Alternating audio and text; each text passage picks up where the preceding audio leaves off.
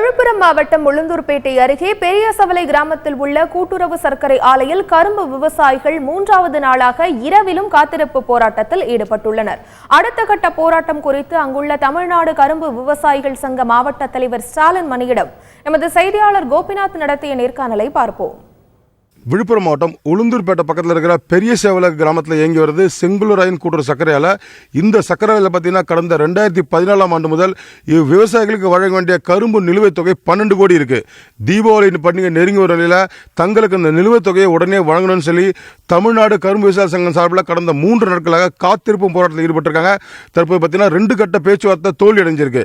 இவங்க கிட்ட இவங்களோட கோரிக்கை குறித்து கேட்டு தெரிஞ்சுக்கலாம். அதை பார்த்தீங்கன்னா சார், நீங்கள் இந்த கரும்பு மாவட்ட செயலாளர் இருக்கீங்க, அரசுக்கு என்ன கோரிக்கை வைக்கிறீங்க, அடுத்த கட்ட நடவடிக்கை என்ன மேற்கொள்ள போறீங்க? 12 கோடி ரூபா நிலுவைத் தொகையை உடனடியாக எல்லா கரும்பு விவசாயிகளுக்கும் பட்டோடா பண்ணணும். இதுக்காக இந்த ஒரு ஆண்டு காலம் பல கட்ட போராட்டம் நடத்திட்டோம். இப்போ கடைசியாக இறுதியாக இந்த காத்திருக்கும் போராட்டத்தை கடந்த 3 நாளாக நடத்திக்கிட்டு இருக்கோம். இதை மேலும் தீவிரப்படுத்தி குடும்பமாக எங்களுடைய மனைவி மக்கள் எல்லாரையும் குடும்பத்தோடு இந்த போராட்டத்தை தீவிரப்படுத்தி தொடர்ந்து நடத்தி கொண்டிருப்போம். தங்களோட கோரிக்கை நிறைவேறும் வரை குடும்பத்தோட காத்திருப்பும் போராட்டத்தில் ஈடுபட போறதா தற்போது அறிவிச்சிருக்காங்க. இதனால தமிழக அரசு உடனே தலையிட்டு எங்களோட கோரிக்கை நிறைவேற்றணும்னு சொல்லி அவங்க கோரிக்கை வச்சிருக்காங்க. தந்தி செய்திகளுக்காக ஒளிப்பதிவாளர் பெரியச்சூட்டுடன் கோபிநாத்.